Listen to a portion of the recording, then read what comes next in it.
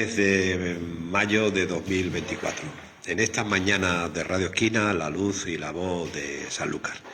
La semana pasada, nuestro pediatra favorito, Jaime Aparicio Santos, nos planteaba el tema del paciente y su autonomía. Quedó a media.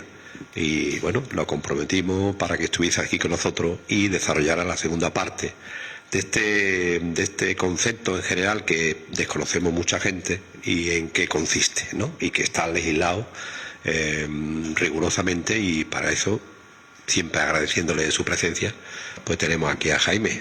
Jaime, muy buenos días. Buenos días, bueno, sé. Y buenos días, Esperanza. Bien, ¿no?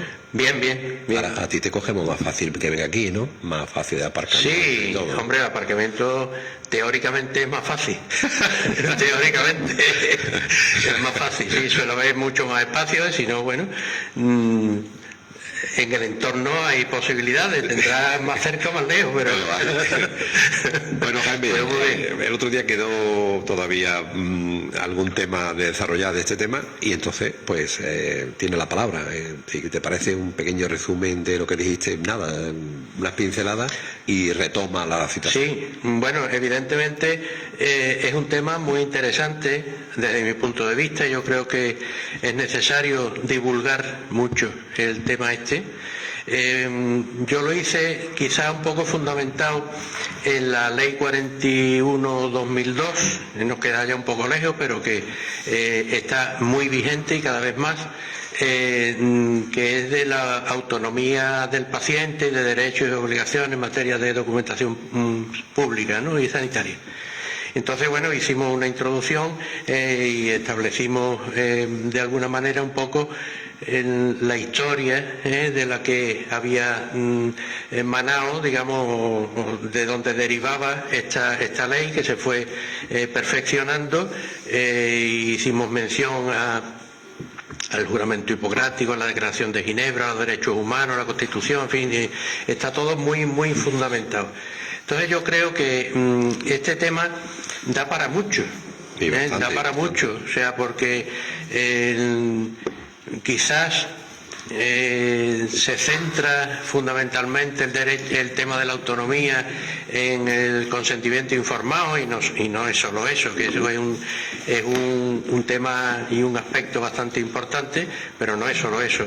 En esta ley además hay aspectos que no al margen, pero relacionados mucho con el tema de la autonomía del paciente, también son muy importantes, y yo creo que merecería la pena, bueno, pues dedicarle algunos programas, lo que tú quieras, sin prisa, para desmenuzarlos pausadamente, como digo, me parece. Y bueno, pues llevar un poco a la conciencia de nuestros convecinos y de todas aquellas personas que nos puedan escuchar y que además incluso lo puedan transmitir a otros, en la importancia que tiene esto, porque bueno, ahí se trata no solamente de la autonomía, que sí es importante, sino que en función de esa autonomía, como digo, pues se derivan una serie de aspectos, como es el tema que ya dije también en la semana pasada, que lo habíamos tratado hace ya bastante tiempo aquí, que es el tema de la voluntad vital anticipada, el testamento vital, que tiene unas connotaciones que yo creo que son merecedoras de prestarle mucha atención, porque vivimos en una sociedad en la que se le da muy poca importancia, o incluso se trata de ocultar algo tan evidente y tan cotidiano como es la muerte, y tenemos que pensar que todos nos vamos a morir. Cierto. Y entonces hay situaciones en las cuales pues hay necesidad de tener previsto qué es lo que yo quiero o que no quiero que me hagan o que me dejen de hacer cuando yo pierda mi autonomía. Entonces, en este sentido, estas digamos, intervenciones yo creo que se pueden ir poquito a poco desarrollando con objeto de bueno, pues llevar a la conciencia de la gente la importancia que tienen estos aspectos. Y la autonomía del paciente, pues como dije, es un derecho, es un derecho que tiene el paciente de que sea respetada su voluntad cuando necesita pues de la atención sanitaria. No vamos a repetir todo lo que dijimos, pero yo creo que es muy importante, pues a lo mejor hacer o contestar a una serie de preguntas y que tú tenías hechas y yo pues casi para no ser reiterativo pues preferiría que tú me mostraras tus inquietudes, tus preguntas, y yo te las voy contestando a la medida en que sea posible. Bien, tú sí que yo te marco alguna cosa que entonces en este tema vamos a no ser muy reiterativos, porque yo muchas veces me enrollo y a veces repito muchas veces lo mismo y no quisiera repetirlo. Pero después de lo que tratamos la semana pasada, se quedó un poco pendiente el tema del consentimiento informado. Así es. Y bueno, dice la ley, el consentimiento informado es toda actuación en el ámbito de la salud de un paciente que necesita el consentimiento libre y voluntario del afectado, una vez recibida la información prevista y que se hayan valorado todas las opciones propias del caso. Generalmente el consentimiento suele ser verbal. El consentimiento suele ser verbal. El médico te explica, te da la información y pues tú accedes o lo aceptas o debates, incluso en la medida de lo posible, teniendo en cuenta de que el que conoce, digamos, científica y profesionalmente el tema de que se esté tratando es el médico. La persona en cuestión, el paciente en este caso, pues puede tener determinados conocimientos, pero está claro que no puede tener los mismos conocimientos que tiene el médico. Pero en función de esta ley, que hay que respetar, el paciente tiene capacidad para aceptar o no lo que le está diciendo el médico y debatir. Y el médico procura demostrarle al paciente, si hay discrepancias, que puede estar equivocado. Pero sin intentar de ninguna de las maneras, como dice vulgarmente, como el del coco, es decir, el médico, entre otras cosas, porque incluso éticamente tiene prohibido el intentar trasladarle sus valores al paciente, sino tiene que respetar los valores del paciente, pero tiene que intentar demostrarle, si es el caso, que pueda estar equivocado. Entonces el consentimiento generalmente es verbal, pero hay muchísimas ocasiones en que se presta por escrito, y en este aspecto yo creo que hay que tener muy en cuenta, y los pacientes tienen que saberlo, lo mismo que lo saben los médicos, que ese consentimiento por escrito hay que leerlo primero, antes de firmar. En muchas ocasiones, por las circunstancias que sea, por la premura de tiempo en que nos desenvolvemos muchas ocasiones en determinadas situaciones, se le da el papel al paciente, firma aquí. Y eso no es correcto. El paciente tiene que ser consciente de que lo mismo que en cualquier otro aspecto, cuando tú vas a un sitio al que sea que te dicen firma, antes de firmar tienes que leerlo, qué es lo que vas a firmar. Entonces es muy importante que el paciente lea el documento del consentimiento informado que se le presenta, o para una intervención quirúrgica o para una exploración, una prueba diagnóstica. Tiene que leer el papel que se le ha presentado y manifestar, digamos, sus dudas ante determinadas situaciones que pueda haber. Y una vez que se haya enterado, si no lo comprende bien, tiene que pedir asesoramiento al médico, al personal sanitario, que le explique a lo mejor determinados aspectos que desconoce, pero se tiene que enterar perfectamente de lo que pone ese documento antes de firmarlo. Y una vez que se haya enterado, entonces lo firma. Y por otra parte, esto desde el punto de vista del paciente, claro, pero desde el punto de vista del médico también, y además desde el punto de vista deontológico también, el médico está obligado a tener constancia de que el paciente ha entendido perfectamente la información que se le está dando, porque si no, ese consentimiento está firmado pero puede no ser válido. Y en algunas ocasiones en que se pueden presentar determinadas controversias o reclamaciones incluso, el consentimiento está firmado, pero si no hay, digamos, una información adecuada, y tanto por parte de uno como por parte de otro, si llega el tema a las instancias judiciales, por ejemplo, pues marca la prueba. Exactamente, tiene la prueba. Si tú has firmado, y ha sucedido algo de lo que dice ahí que ha sucedido, no puedes, digamos, atribuir o achacar a una mala praxis el que eso se haya presentado, ya te lo han advertido. Entonces, tú puedes demostrar en determinadas situaciones en que ha habido alguna actuación con la cual tú no has estado de acuerdo, pero tendrás que tener pruebas para decirlo. Y entonces, el consentimiento informado es un aspecto más, ¿no? Está claro. Jaime, por lo que estoy entendiendo tu explicación, el paciente tiene el derecho a que le informe y también el derecho que si no quiere recibir información, no la recibe. Efectivamente. Efectivamente, eso lo dijimos la semana pasada. Sí, para reiterarlo. Efectivamente. El paciente, en función de esa autonomía que tiene la capacidad de no aceptar un tratamiento. Y bueno, tiene que sufrir las consecuencias.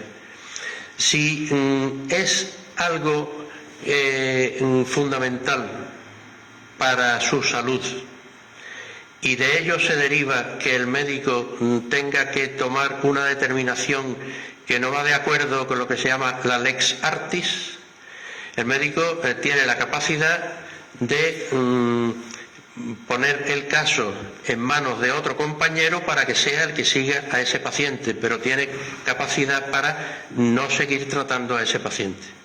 Hombre, usted no quiere que lo trate, por lo exactamente, tanto, si es una cosa que además le va a peligrar, claro, peligra su salud, yo no puedo actuar de una forma que va contra la lex artis, con el ejercicio correcto de la profesión.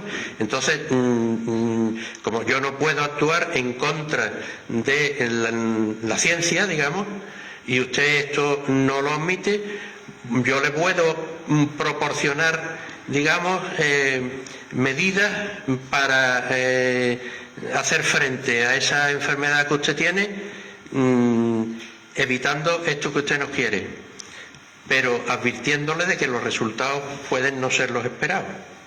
Entonces, y si yo veo que estoy actuando de una manera que va en contra no solamente de mis criterios, sino de mi formación y en contra de la ciencia, yo puedo decir, mire, yo no le puedo a usted seguir tratando porque esto que usted me pide yo no lo puedo hacer.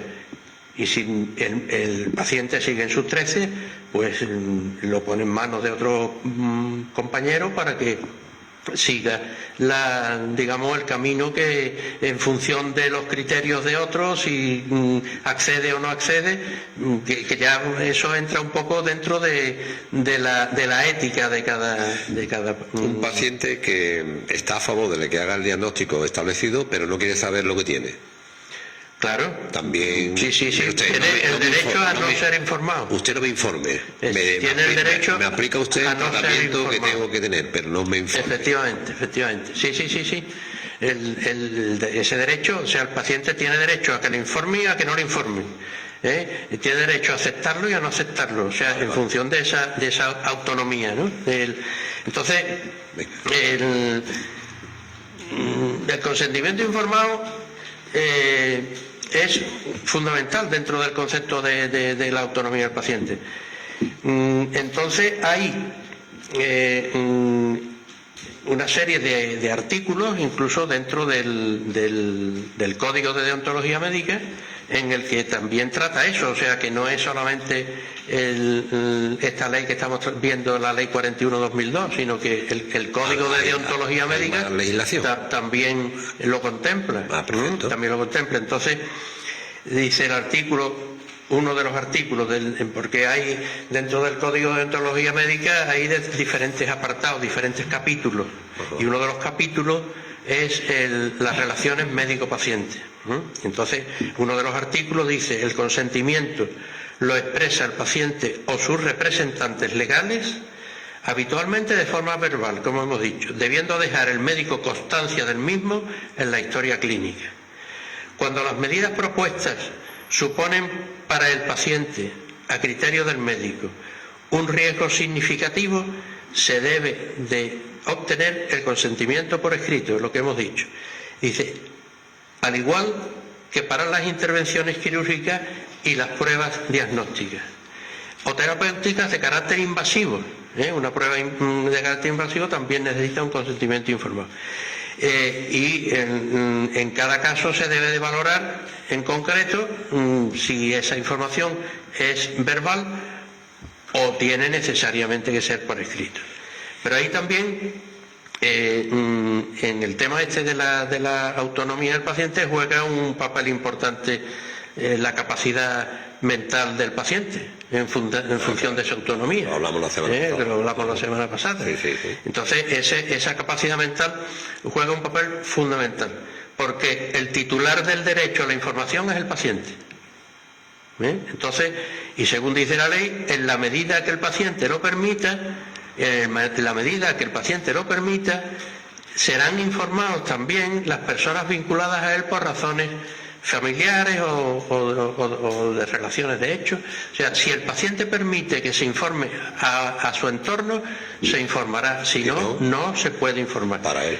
Exactamente. Y cuando, según el criterio del médico, el paciente carezca capacidad para entender, porque tenga un deterioro físico, deterioro psíquico, se vea que el médico determine de que esa persona no está en sus perfectas condiciones psíquicas para comprender. Pues entonces esa información se le debe de dar evidentemente a las personas vinculadas a él, tal como hemos dicho antes.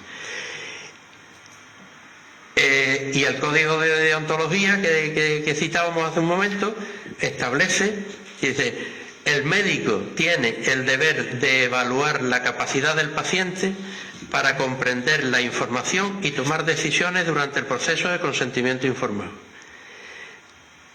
Debe poner el médico especial atención para que los pacientes con dificultad de comprensión participen en el proceso asistencial en la medida que su capacidad de decisión lo permita. O sea que cae sobre la responsabilidad del médico el determinar si ese paciente tiene capacidad o no tiene capacidad, que es complicado en muchas ocasiones, pero que en cualquier caso, si ante la menor duda, tiene que hilar muy fino, no cabe duda, e informar evidentemente a la familia o a las personas. Por otra parte, también dice: cuando el médico trata a pacientes que no están en condiciones de comprender la información, decidir o dar un consentimiento válido, es deber del médico comprobar, que esto hemos hecho referencia anteriormente y en muchas ocasiones, es deber del médico comprobar si existe un documento de instrucciones previas y, en su defecto, debe informar a su representante legal o a las personas vinculadas por razones familiares o derechos. Si no tiene, lo primero que tiene que hacer el médico cuando llega un momento en que tiene que tomar una decisión importante, lo primero que tiene que hacer es consultar si hay ese documento de voluntad vital anticipada o testamento vital, o instrucciones previas, se llama de muchas formas. Lo primero que tiene que hacer es comprobar si existe ese documento, y eso tiene que constar en su historia clínica. Si no existe, pues entonces evidentemente tiene que recurrir a la familia. Los límites que puede tener la autonomía del paciente cuando se trata de decisiones difíciles, pues el derecho a esa información se puede limitar en alguna ocasión, y se puede limitar por una figura que existe que se llama por necesidad terapéutica. o incluso también, aunque no es exactamente, pero también tiene una relación importante, el concepto que se denomina privilegio terapéutico. Entonces, si el médico considera que por determinadas circunstancias se le debe de ocultar algo al paciente, puede hacerlo, pero tiene que ser un estado de necesidad importante. Es, digamos, la capacidad que tiene el médico para actuar profesionalmente sin informar al paciente. Ese privilegio terapéutico o esa necesidad terapéutica, como digo, es un estado de extrema necesidad cuando el médico estime que la información que le va a dar al paciente le pueda causar daño. Claro. Entonces, en ese caso, el médico puede, digamos, evitar el informar. Perfecto. También el código de deontología, no solamente la ley, lo contempla. Dice, cuando el paciente no pueda tomar decisiones y se encuentre en una situación de riesgo grave e inmediato para su integridad física o psíquica, el médico, en posición de garante, tomará las decisiones asistenciales que considere más favorables para el bien del paciente, siempre mirando por el bien del paciente, amparando en el estado de necesidad y debiendo consultar, en la medida que la situación se lo permita, el documento de instrucciones previas que hemos hecho referencia. Y de no existir, pues volvemos a lo que decíamos antes, suelen ser casos muy excepcionales, no cabe duda, no, esto no se da todos los días, pero que se sepa que existe esa posibilidad. En caso de darse, cualquier decisión y cualquier cosa que se haga en este sentido, el médico debe de dejar constancia en la historia clínica, como siempre lo hemos dicho. Y también aquí entran aspectos que ya digo que son muy amplios, porque también hay que considerar qué sucede con los menores de edad. Claro. Porque en la asistencia a menores el médico también es garante de esos derechos del paciente, y tiene, si se quiere, una exigencia especial, y siempre debe de actuar por el interés superior del menor. Y cuando haya, digamos, incluso alguna discrepancia entre lo que, en temas importantes, entre lo que el médico dice desde el punto de vista científico y médico y la opinión del entorno, si son cuestiones graves de importancia vital, incluso tiene que recurrir a la fiscalía o al juzgado, para que el juez sea el que decida. Claro.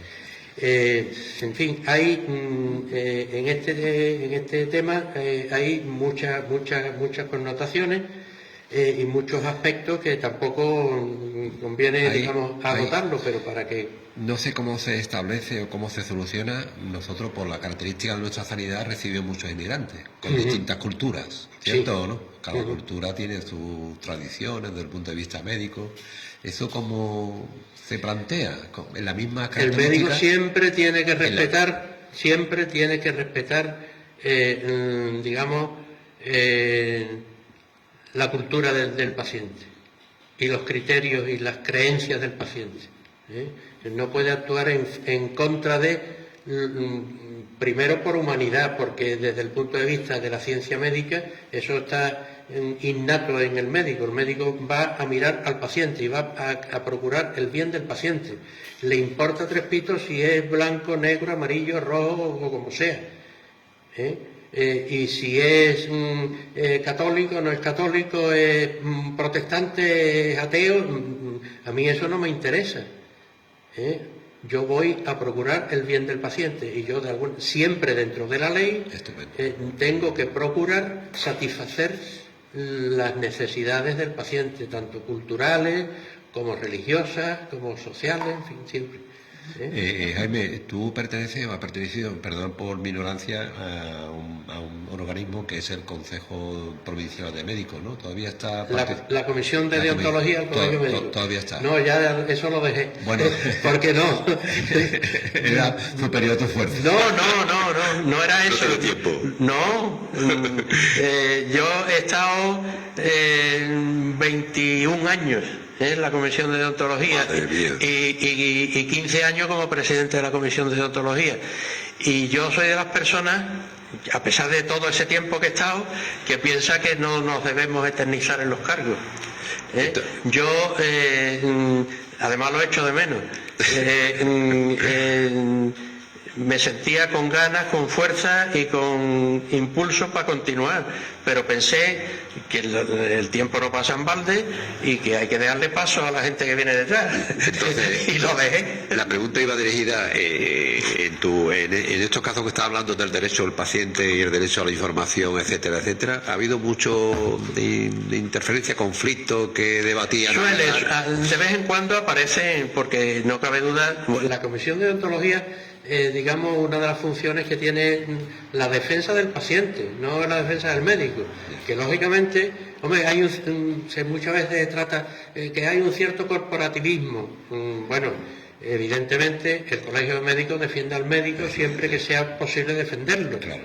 Pero cuando hay un aspecto de personas que a lo mejor presentan una reclamación porque consideran que desde el punto de vista ético o deontológico el médico no ha estado a la altura, entonces presenta la reclamación al colegio y eso llega a la Comisión de Deontología. ¿Y la Comisión de Deontología cómo actúa? Pues la Comisión de Deontología actúa exactamente igual que cualquier, podríamos decir, sin serlo, con cualquier tribunal. En definitiva, no es un tribunal, es una instancia, digamos, en la que se analizan los hechos. Ajá. Y en función de las pruebas que se tienen se toma una decisión. Es decir, si tú presentas una denuncia y presentas las pruebas que atestiguan y que corroboran lo que tú estás denunciando, que es una falta ética, y está demostrado, pues la Comisión de Deontología sanciona al médico. Y la sanción pues puede oscilar desde una amonestación a una suspensión del ejercicio profesional, siempre dentro de la ley, con una particularidad. Hay aspectos que desde el punto de vista deontológico van en contra digamos, de lo que es la ciencia médica, el ejercicio profesional, pero que sin embargo la ley los ampara. En ese caso el comité de deontología o la comisión de deontología no puede sancionar al médico. Puede hacerle a lo mejor un reproche deontológico, pero sanción no puede tener algún soporte porque está amparado por la ley. Visto todo lo que plantea y lo que podemos averiguar luego, oye, el nivel de exigencia a un médico y de control es exhaustivo, amigo. Sí. Aparte de que tenéis que acertar en los conocimientos de diagnóstico, sin duda, tener el protocolo de actuación es muy exigente. Sí. ¿No? Hay una cosa que ya lo he referido yo en alguna ocasión, que es que muchos de los conflictos que pueden darse en el ejercicio profesional se desprenden de una ignorancia de la ley. Es verdad. Y ya sabemos el aforismo general que dice que la ignorancia de la ley no es excusa de su cumplimiento. Pero tanto desde el punto de vista legal como desde el punto de vista deontológico, muchas de las cuestiones que surgen en ocasiones, en un porcentaje bastante alto de ocasiones, es por desconocimiento de que, pues claro, el médico tiene, digamos, tendría la obligación de coger código de deontología y leerlo desde el principio hasta el final, pero eso no se suele hacer. Un latiguillo muy defensivo, hay que explicarle a la gente la ley, ¿verdad? Al ciudadano medio o cualquiera no va a estar pendiente de todas las leyes que se marcan. No, pero hay leyes que son muy importantes. Eso sí. Hay leyes que son muy importantes, que el ciudadano medio tendría que conocerlas. tenía que conocerla. Pero... ¿Por qué? Bueno, porque pone en sus manos una serie de argumentos y de herramientas que le facilitan la vida. Y que facilitan el que pueda estar debidamente asesorado, informado de lo que acontece en cosas tan importantes como la vida y la muerte, digamos. Entonces, bueno, esto yo creo que es muy, muy, muy interesante. ¿Tú tienes alguna pregunta más? No. Ya lo dejamos así. Bueno, pues lo dejamos porque además el tiempo se viene encima. Es que quiero, antes que te vaya, a preguntarte de otro tema. Sí, hemos quedado analizando la ley esta y me gustaría, por supuesto, no solamente el tratar de nuevo el tema del testamento vital, del consentimiento informado, sino de dar de alguna manera unas pinceladas al tema de la muerte. Vale. Yo, aunque esté apartado oficialmente de todos estos temas, bueno, entre comillas, me sigo interesando tanto por el tema pediátrico como por el tema ético y deontológico. Por eso te lo digo. Me apasiona, me gusta. Vale, pues estupendo. Y entonces yo, cada vez que se organiza una mesa redonda, una conferencia sobre temas del principio de la vida, al final de la vida, pues como hoy día hay la posibilidad de asistir online, pues bueno, pues me apunto, y si puedo, pues la contemplo y si no la veo en diferido. Y he descubierto no hace mucho, debo de confesar mi ignorancia en este tema, que yo creo que hace algún tiempo que ya está funcionando, no demasiado, pero sí que hace algún tiempo, que hay unas cartas que las ha emitido una fundación que se llama Al Final de la Vida. Nos ponemos para dice, sí, dice que esto lo analizaremos en otro momento. Dice, ¿qué es importante para ti? Entonces esto da la posibilidad de hacerlo en grupo, de hacerlo en pareja, de hacerlo en instituciones. Entonces es una serie de cartas en las que se considera y se trata de mantener una especie de tertulia sobre cuestiones importantes que a todo el mundo le pueden, le va a llegar. Entonces te dice, por ejemplo, hay aspectos, son 10 cartas sobre la atención sanitaria, 10 cartas sobre lugar, acompañamiento y familia, y otras 10 cartas sobre espiritual, emocional y sentido de la vida. Y entonces tú dices, reparte las cartas y dice, vamos a ir descartando. Dice, una de ellas te dice, es importante para mí estar consciente hasta el final. Otra dice, ser atendido por profesionales en los que confío. Otra, que me expliquen qué síntomas puedo tener. Así, etcétera, etcétera. Esto es en atención sanitaria. Después, lugar o acompañamiento. Tener a alguien que me escuche. Hablar y ser comprendido.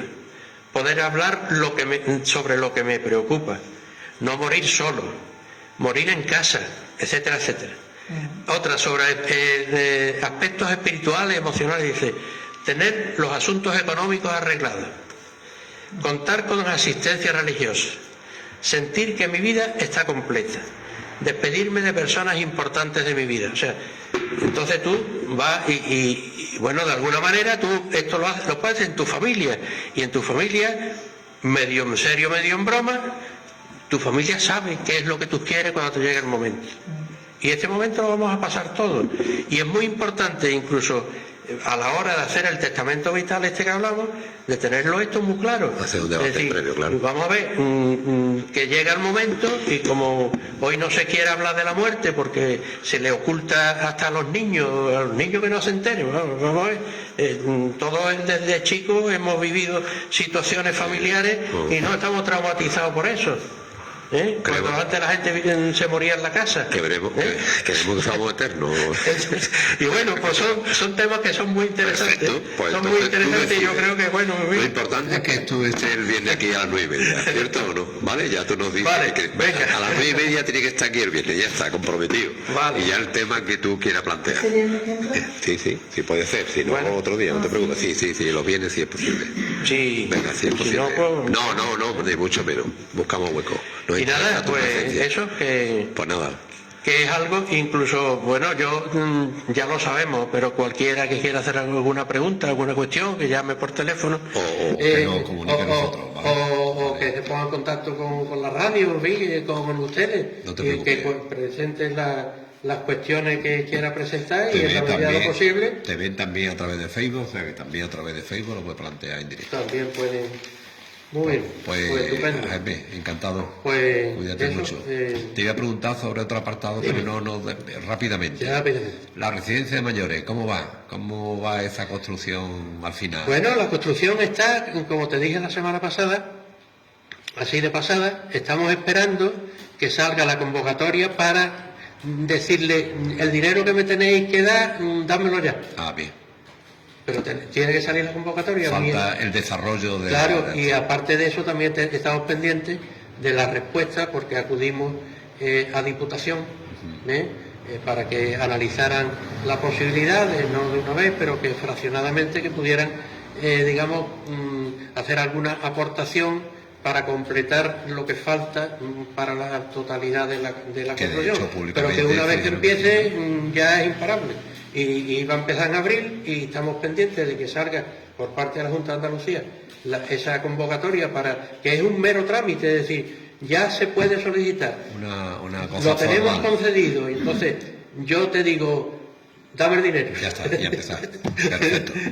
Ahí estamos. Pues, esto es una como- cosa que no tiene fin, parece. como pero decía que termina con la paciencia de cualquiera. Como decía alguno, seguiremos informando. Muchas Venga, gracias. muchas gracias a vosotros. Muchas gracias, Jaime. Nosotros nuestra pausa y enseguida estamos viendo.